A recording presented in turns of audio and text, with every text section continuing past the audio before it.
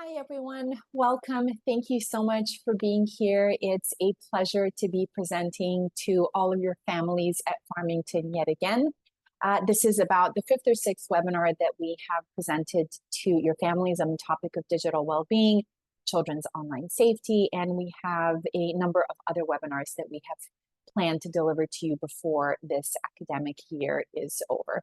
For those of you who are watching a recording of this webinar, we did offer this as a live event. And so we just want to give everyone a couple more minutes to trickle in and join us. So I'm going to pause for just a second there, maybe give it another half a minute or so until more people join us. For those of you who are coming in now, welcome. Thank you so much for being here. I'm going to start sharing my screen with you in just a second. All right, you should be able to see it now. All right, wonderful. So for those of you who've just joined, again, welcome to this community-focused webinar on digital well-being and online safety. You may have watched some of our previous webinars where we covered some of the basics around parenting in the age of technology, some of the tools that caregivers can use in order to help their children along in their digital journey, make sure they preserve their safety and well-being.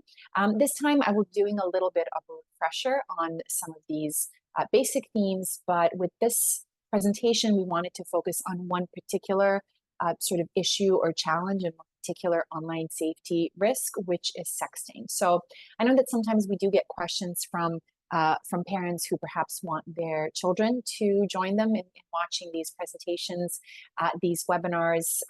I will say that while I'll be discussing the topic of sexting using terminology like pornography, there won't be very sort of severely explicit language or imagery that I'll be using. So really, it's up to you to decide whether your child is sort of developmentally ready to hear about some of these topics. So I think with that, we will go ahead and kick things off. I want to start off with a little bit of an introduction, especially if this is the first of these webinars that you're attending. My name is Teodora. I'm the Director of Wellbeing at an organization called Linewize. We have partnered up with your school district to bring you a whole host of different online safety tools. This is one set that we're going to be talking about today. So this is our community program that I'll be telling you a little bit more about in just a second. In terms of my background, I have a master's degree in clinical psychology. I've worked a lot with families, with parents and kids from the ages of about 2 or 3 going up to older teenagers and younger adults. I've been in the digital well-being and online safety space for about a decade at this point, and really focusing on this question of healthy and responsible technology use, balanced use of technology, what exactly that means, what exactly that looks like for different families, what that looks like in the home versus in the classroom, and many other interesting topics around how children in particular can utilize technology in the best way possible so that they can really reap benefits of those opportunities, but also make sure that they don't run into some of the most severe risks and dangers that are kind of posted inside the online world.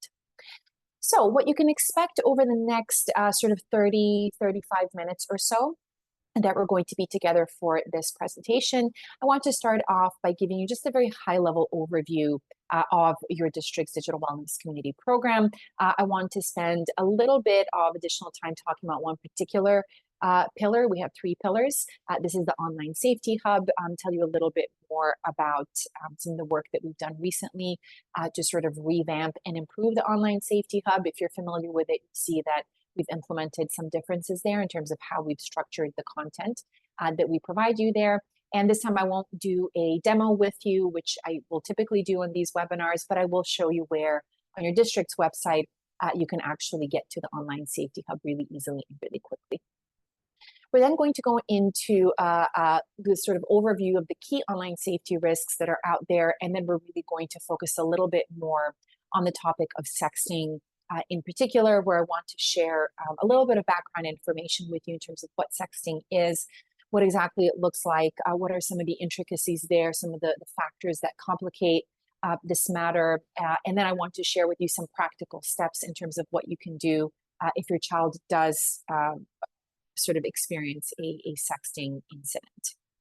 I then want to talk about the ABCs of online safety management. Those of you who have seen some of our previous webinars are probably familiar with this very sort of basic foundational approach that we'd like to share around how you can get involved in your children's online safety in the home. So this is where I'll be talking to you about managing access, creating healthy boundaries, and then also the importance of communication when it comes to all of these online safety, digital well-being issues.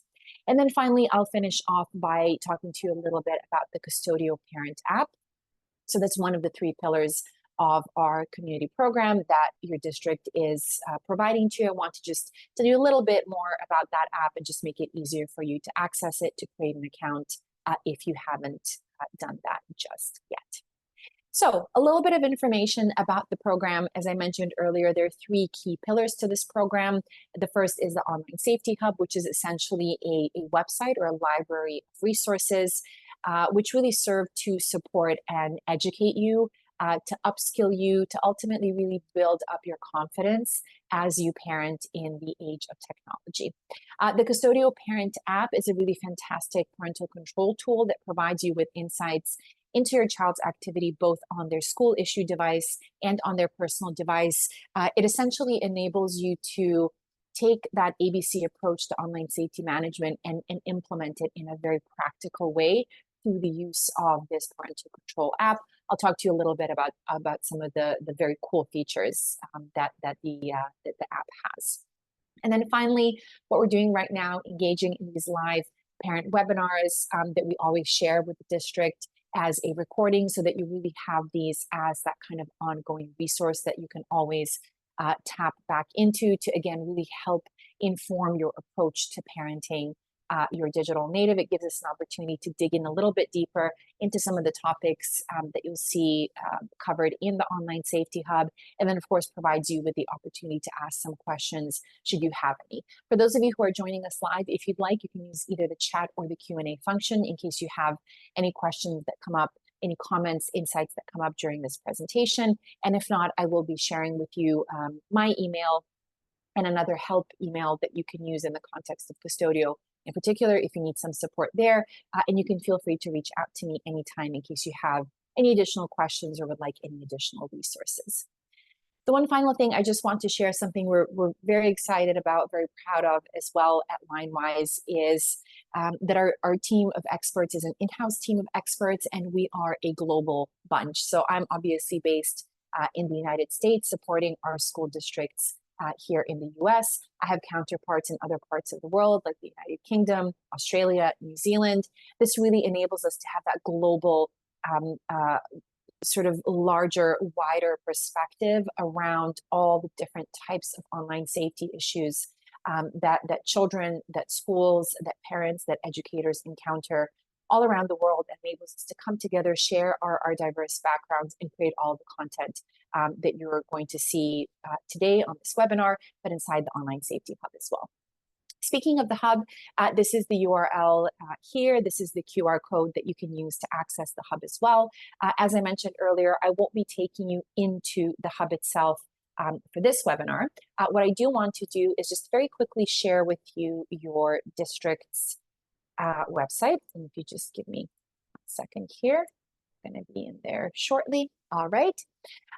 So a pretty easy way to get to the Online Safety Hub. You can see it here in this tab right up top, Online Safety. If you click there, that will open up another window, and that will take you straight into your Online Safety Hub. Again, those of you who are familiar with the hub will notice that there are some differences there.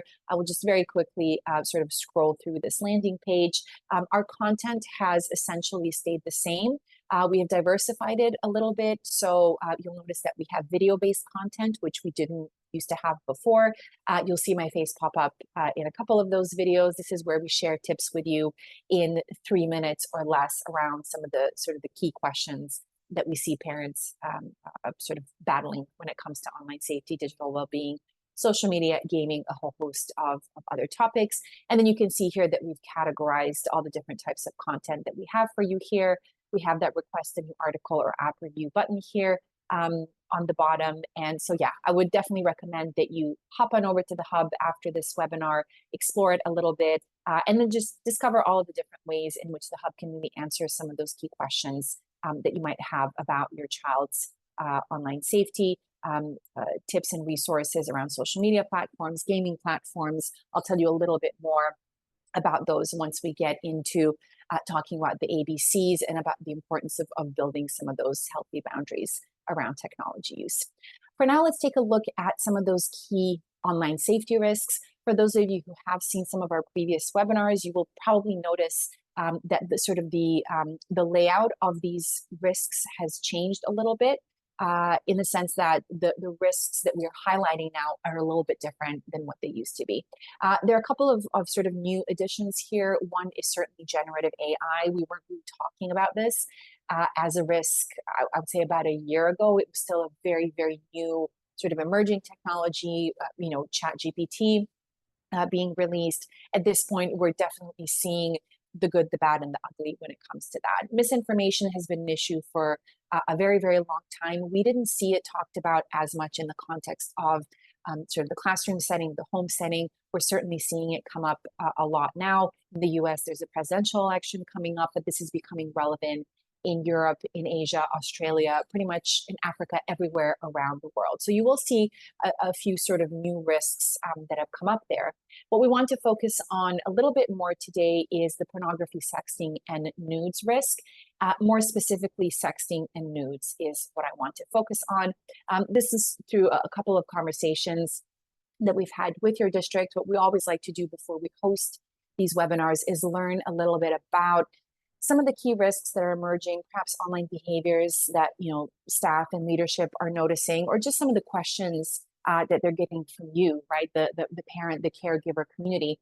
And then we want to make sure that we address those specifically in these webinars. So this time we're going to be talking about sexting and nudes. And as I mentioned at the very beginning, we do have programming planned for you for the rest of the school year. So we are going to be talking about some of the other risks here as well in just a month or two.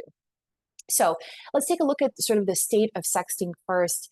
Define sexting first. It's essentially the sharing of explicit content in different formats, whether it's text, audio, video, it could be photos as well, which is perhaps the most common, via a digital device. So the definition is quite simple, but I would say this is where the simplicity pretty much ends and things get a little bit more complicated. So one thing to keep in mind is that it's probably a lot more common than what you're likely thinking. And we're finding that it's actually on the rise. There's a lot of different research showing a whole range of sort of frequency of sexting. Somewhere between 35 to 85% of school-age children have either sent or received a nude. You will also find that there's some differences in the research in terms of some of the polls will show that girls tend to receive more nudes. Some will say that girls tend to send more nudes. There's some research around those in the LGBTQ community, showing some of the complications there when it comes to these sexting behaviors, and a whole host of other sort of differences. But I think what's important to point out here is that it's important to keep this in mind as you potentially start having conversations with your kids about this topic, because sexting, while the basic concept is the same, doesn't look quite the same for all age ranges. And for all the genders as well. We do find that this is becoming an issue. Not only is it on the rise, but it's starting to become an issue with younger children. And some of our own partner districts have run some polls within their communities to look a little bit more deeply into sexting behaviors related to obtaining pornography. And they have found that children, even in sort of the 6th and 7th grade, have had some experiences with this. So a really important thing to keep in mind. Another one is that the good and the bad are interlinked here. And this is really what makes this issue a really complicated one to really educate parents about, but then also for you as the parents to then discuss with your children, in the sense that as children are growing, as they're changing both psychologically and physically, being more curious about their bodies and what all of these sort of, to them, bizarre changes are happening, that is completely natural. It's completely normal. That's what we want to see happening, as is experiencing some form of attraction towards others as well, and then exploring those, again, really new and weird and often very sort of unsettling and confusing feelings as well. The complication now, of course, is that we have these incredibly powerful devices and incredibly complex and powerful technology that can now play a key role in these changes that children are going through, and in this hugely impactful phase of change and development for them, exploration and curiosity as well. And then finally, this is no surprise to anyone, there are risks involved with this, even though at the core, it's a very natural process. So with experiencing everything from sort of the milder end of things, which still won't feel very mild to the child in question, things like just feeling embarrassment, all the way to more serious things like cyberbullying, image-based abuse online, which we're seeing is on the rise as well. In many cases here in the US being reported. One of the first emerged in California at the Beverly Hills High School. We've seen this happen in schools in the Seattle area. We've seen this happen in New York State as well, North Carolina, a few different places, all the way to sextortion, which can have dire consequences. Unfortunately, we've seen a few of these items in the news over the past year.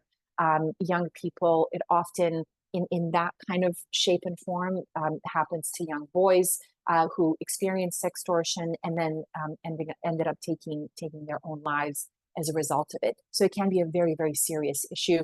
And then the other issue on top of all of those is that children can actually be held criminally liable for possessing or sharing this type of content. What makes it even more complicated, the added layer, is of course the use of AI technologies to either augment or generate nude and pornographic images, and refer to this as deepfake. So a very, very, again, recent development in technology and children's online behavior. So what are some of the really important things that we need to keep in mind as caregivers, as parents, grandparents, teachers, aunts, counselors, right? All of the trusted adults who sort of sit around that child. For one, I will say that, and we find that not everyone is actually aware of this, is that nudes of minors are considered to be child sexual abuse material, or CSAM for short, even when they're created by the child themselves. So in this case, we call it SG-CSAM. It refers to self-generated CSAM. This goes back to that point around, and this depends state to state, so you'll need to find what the rules and laws are around that for you.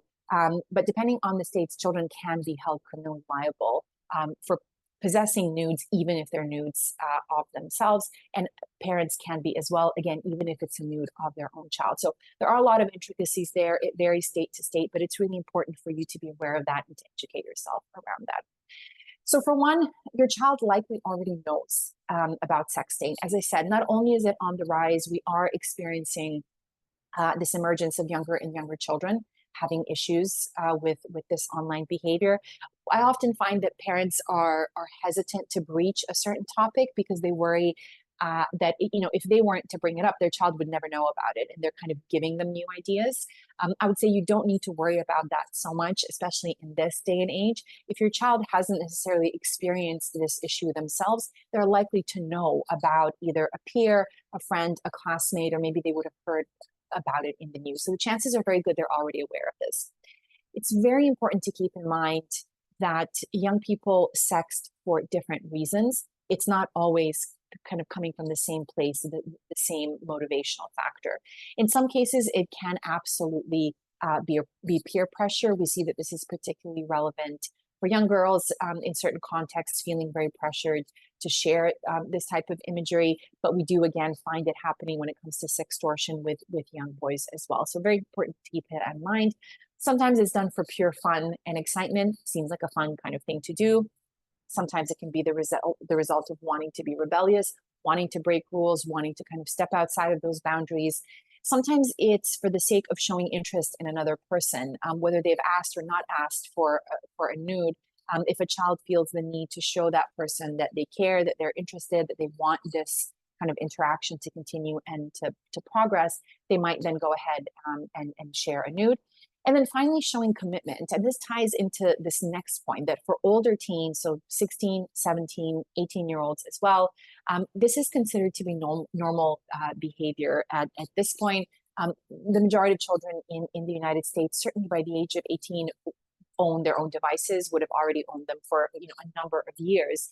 And this is their main sort of mode of connection and method of communication. So don't be surprised if you come across a 16 or a 17-year-old who kind of uses nudes as, to them, a normal way of communicating with their boyfriend or girlfriend or their romantic partner who they've possibly been in a relationship with for a couple of years already. It's a really important one to keep in mind as we're thinking about framing these conversations with our children around this topic. And then finally, something that's incredibly important, there's sort of constantly new research being done, being published around this, because we need to better understand this connection. But there does seem to be a connection between sexting and certain mental health issues, certain behavioral issues as well. So there's some research showing that children who have certain behavioral issues, things like conduct disorder, may be more inclined to engage not only in sexting, but in other types of sort of risk-prone behaviors. So another important thing to keep in mind. So if a sexting incident does occur, what are some of the steps and the practical steps that you can take as a parent, as a caregiver, as a guardian, however scary these might be? The first thing is to remind your child from the onset that you are there to help and not punish them. They will be, if there's a problem that arises as the result of sexting, they will be terrified, they will be embarrassed, they will be angry, there'll be a whole host of other things, right? It'll be a very emotionally overwhelming time for them. So it's really important that from the onset, they know that you are there to help them. If you decide that some kind of sort of disciplinary measure, grounding, whatever it happens to be, needs to come later, then that's fine. But at the very onset, in order to make sure that they understand that you're there to help them, it's very important for them to understand that you're not there to judge or punish them. You'll want to also resist as much as possible the urge to react by taking away their phone or whatever the device happens to be, or immediately banning, the platform or the app, like a social media platform where this incident might have actually happened.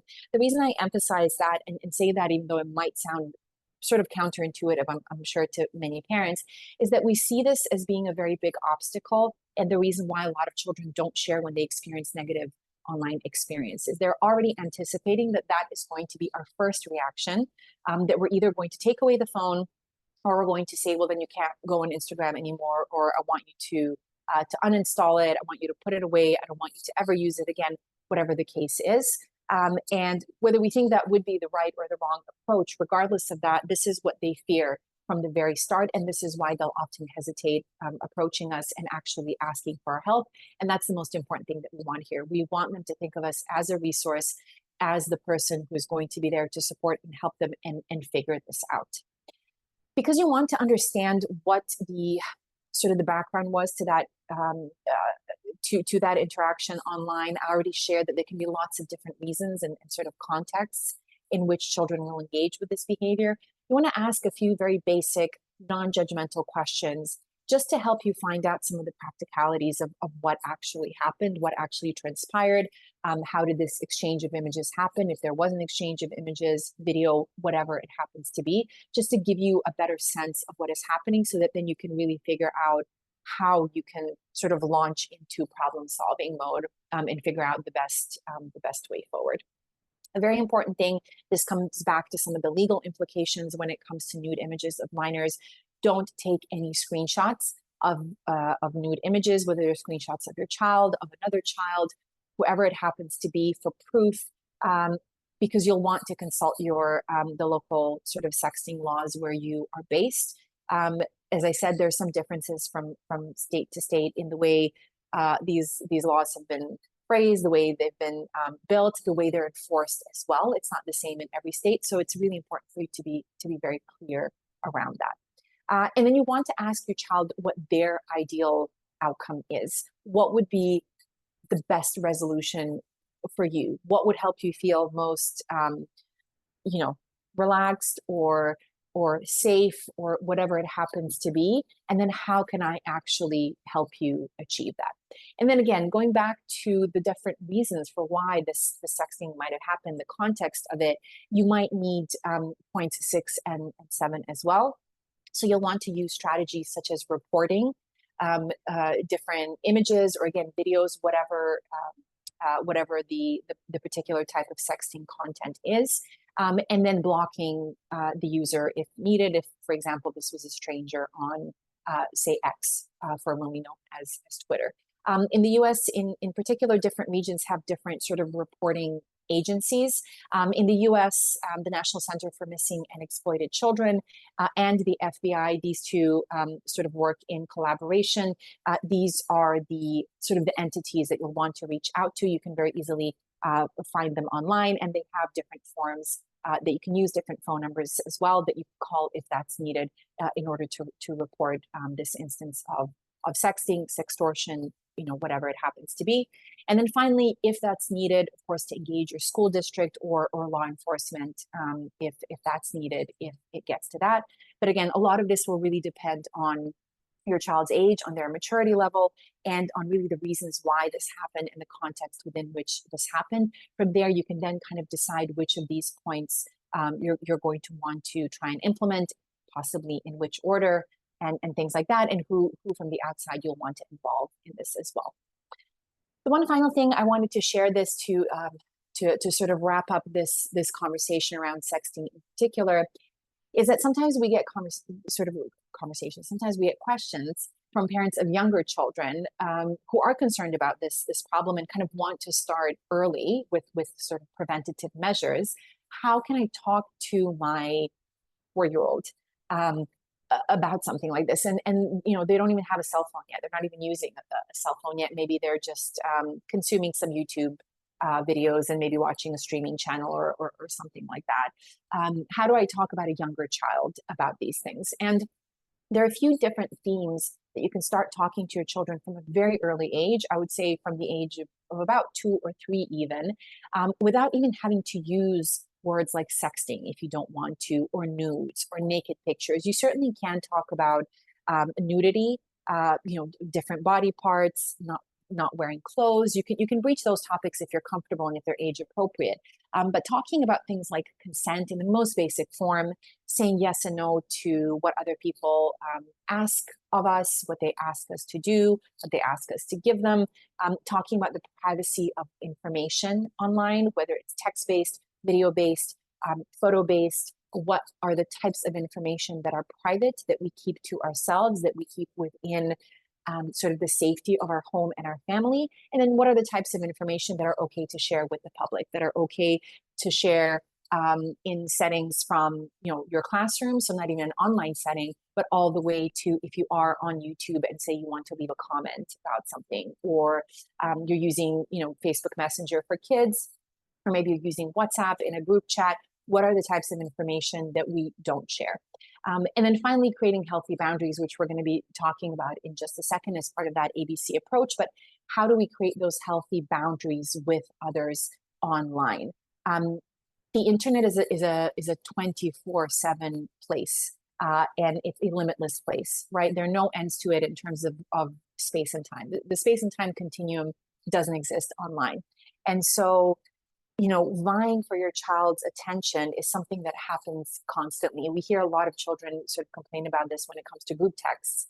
They suffer from that fear of missing out, but at the same time, they find it incredibly stressful to have to keep receiving messages in a group of, say, 15 kids and then try to reply to everybody. And it's all very asynchronous and it's all very stressful. Sometimes they'll wake up in the middle of the night to check these messages. So how can we start talking about that very early on, from the age of about 3 or 4 or even 5, and talk about how we want to create some of those healthy boundaries? So these are some of the ideas for the conversations you can have with your kids very early on that will really prepare them eventually to then start talking about sharing very personal and intimate images with each other, with strangers, with people who they know, whatever the context is going to end up being. But this will really plant those seeds early on to then eventually have that conversation when it does feel a bit more comfortable and a little bit more age appropriate.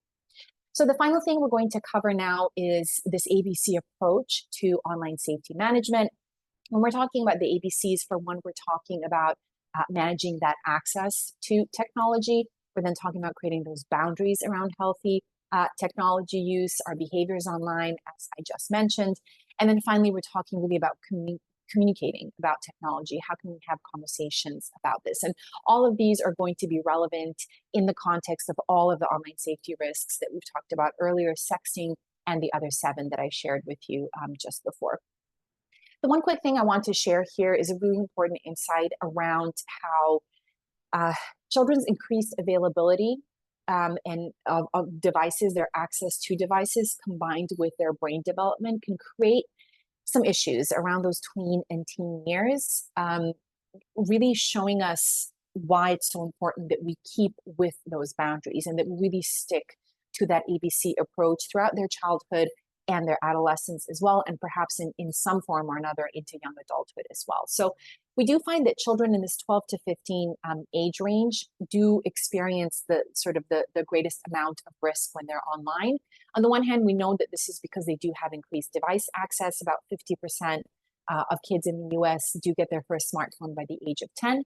But we also see their issues around brain development that really contribute to this. So on the one hand, we have this and we see this increased desire and need for autonomy, for independence, for making their own decisions. So that part of the brain is developing very, very quickly.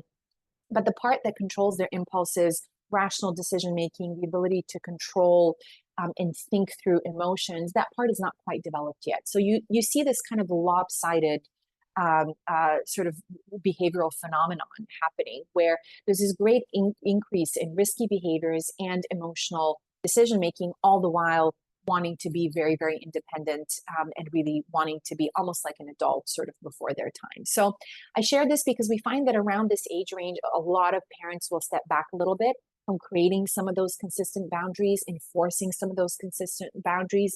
This just shows us how important it is to really stay on course, stay on track, and make sure that we still have those boundaries, that they're very clear, but we want to make sure that we adapt them as our child is changing. So the rules we have when they're 7 are no longer probably going to apply when they're 10, and definitely not by the time they're 15. So we want to remain flexible, but certainly consistent. So when we're talking about managing access, we're answering that what and when question.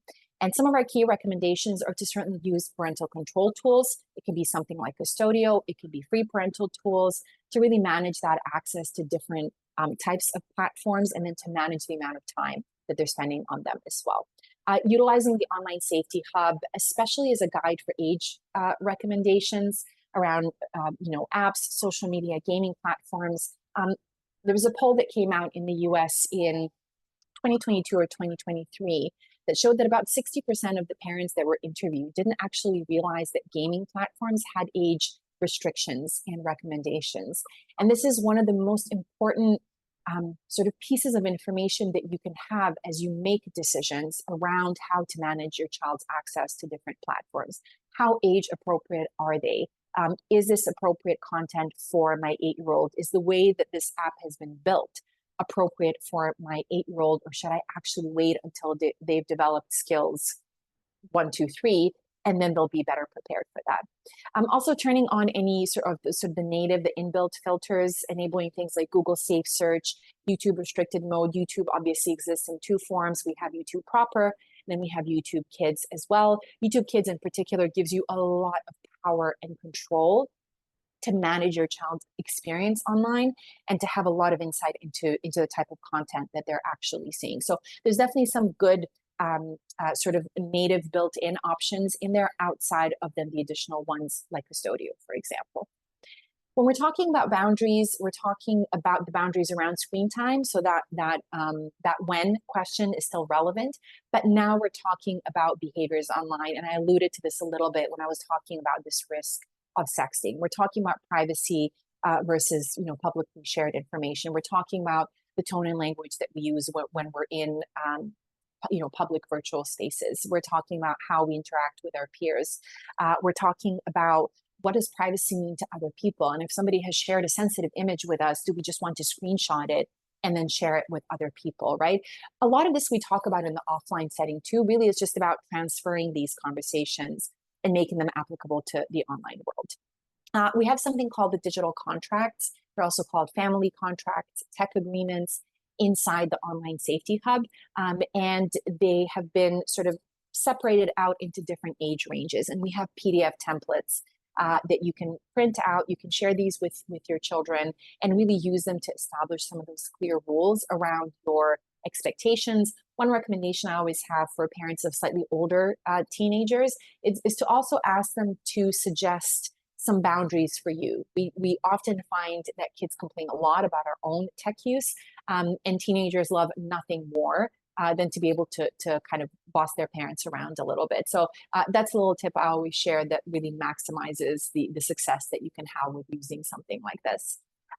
As part of that agreement, also really clearly identifying off times, nighttime in particular, really limiting device use in the bedroom after this time. There's a couple of reasons for that. One is more sort of behavioral, psychological, safety related, and then the other one is a lot more sort of relevant to the physiology and brain development of the child. We do find that something like 60 or 70% of teenagers in the US are woken up multiple times throughout the night by their devices because of the various notifications and pings and sounds and things coming out from them. And we know that sleep is incredibly important for children. I like to think of sleep as really sacred for children and teenagers. So we really want to make sure that we create that boundary for that particular reason. The other reason here that's especially important in the context of risks like sexting, like grooming as well, accessing inappropriate content, is that we often find that some of the greatest risks that children encounter, they actually encounter after school hours once they are home, in the safety of their home or in the safety of their bedroom. Whereas a parent, you probably wouldn't think anything bad could happen. And we often hear parents say, well, what's the worst thing? What could possibly go wrong? They're right here. I know where they're at. I know that they're safe. If they're on a device, then that question of safety changes a little bit. So these are a couple of the most important reasons for creating these boundaries at nighttime. And then finally, whatever kind of behavior you want to see in your child, to really model that for them. I like to use the example of dinner time. If you decide that you want to have dinner time be device-free, really the best way that you can communicate this to your child is to do a lot more of show versus tell. So pull out your own phone, switch off the notifications, turn it off completely, put it in a different area of the house, in a completely different room, in a common area where you all perhaps keep your devices. Especially when you have an older teenager, it's a much more effective way to get this across as a rule, as opposed to actually verbally sort of, demanding that they do that, because of course we know that they don't always respond all that well to that. It's one of the most effective approaches in all of this, but I know it's also a very, very difficult one, but it's something that we sort of have to constantly keep reminding ourselves of. And then finally, the third step, the C in ABC, we're talking about communication, making online safety, digital well-being, experiences online, frequent talking points in our home. We do find that children who live in homes where this is a frequently talked about topic, issue, experience, they do tend to experience more of the positive that the internet has to offer, and they either experience negative events less frequently, or they're better equipped and faster and more resilient in dealing with them. So that's a really, really important, I think, and powerful motivating factor to start having these conversations, even if maybe you never had before. Talking about this shows that you're really curious about their digital life, that you're not only asking questions about, how was that math exam, and how was the bus ride home, and, how was soccer practice, how did that birthday party go, but you're also asking about, what was the funniest video you saw on YouTube, or was there any drama on Snapchat today, or what was, the most like ridiculous, crazy, creative, funny TikTok that you saw today? What, did you have any issues with anyone online? Did you experience any cyberbullying? And that's where you can sort of venture into some of those more difficult and maybe complicated topics and conversations too, but really getting used to the idea of asking questions about the online world in the same way as we do about the offline world. And using strategies like problem solving. So asking our kids if there's a cyberbullying incident, maybe there's a sexting incident, maybe there's something not quite as sort of complicated or scary, but asking, how can I help you problem solve? Again, what's the ideal resolution for you? How can I be a resource? Do you want me to pull in someone from the outside? Do you want me to stay out? Do you want me to help you sort of control the amount of time you're spending on this platform? Whatever it happens to be, but really asking them how you can help, leaving some space for them. If you're asking them questions, they might have a difficult time at first opening up to you and sharing with you, especially if this is the first time you're having these conversations at home. So making sure you give them a little bit of that space and trying to talk with them as much as possible, especially once they get into those older teenage years, and not at them, which is something that we do have a tendency to do, especially when something very scary happens, right? So some of those key online safety risks happen. We become very scared, and out of that fear, out of that desire to protect them, we start talking at them, which only kind of pushes them away even more. And this is where we find they're very, very reluctant to actually share any information with us. So the one final thing I want to wrap up here very quickly. I know we've gone a little bit over time. There's so much more that we can say, that I can say about all of these different topics, but I just want to give you a little bit of a sort of refresher on the Custodio Parent app and the different options that you have there. For one, providing you with some visibility into your child's activity on their school issue device, a really fantastic way in which the sort of the parent and caregiver community can collaborate with what the school district is already doing. As many of you, I'm sure, already know, school districts in the United States do need to ensure that children are protected from content such as pornography and violence when they're at school, when they're using school issued devices, when they're accessing digital libraries and so on. So this is a sort of a way of doing the filtering yourself, utilizing something like a parental control tool like Custodio. But more so than that, you have that option as well of doing this on your child's personal device as well, with some additional options there. Things like pausing the internet, filtering content, monitoring screen time, controlling how many minutes or hours of the internet they have available during the day, on weekends, and many more things there. So I would really encourage you to check it out, to have a look at this really fantastic offer that your district is providing you. You can use this QR code in order to go right to the landing page where you're going to be able to sign up for that account if you haven't done that already. And then, of course, if you have any questions about this at all, please feel free to reach out to us. You will find a section there within the Custodio app where you're going to be able to get some help and support in case you need it. So with that, I'm going to wrap up. I want to thank you so much for sticking here with me from start to finish. I'm thrilled that we got this opportunity to delve deeper into what we're seeing as really one of the key online safety risks for kids today, but we're also seeing sexting as having become a really, really normal part of children's behavior online, and of the sort of types of exchanges and interactions they get into when they're on their devices, when they're within gaming environments, when they're on social media platforms. So this is a really, really important topic to delve into. Again, your school district's website is there. It will help you get to the online safety hub really easily, where you can find lots of information from app and game reviews on different platforms, to conversation starters, to guides on how to handle things like bullying, mental health issues that are implicated in children's device use, lots of other topics there as well. If you have any Custodio specific questions, this is the email that you can use to share those. And then if there are any questions that come up from what I've shared with you here in this webinar, any questions around any of the content that you're seeing in the hub, if you would like any additional resources, then you can feel free to reach out to me. I'd be more than happy to help, more than happy to provide you with some additional resources if that's what you're needing. So thank you again for being here. I look forward to seeing you again for one of our upcoming webinars. Thank you.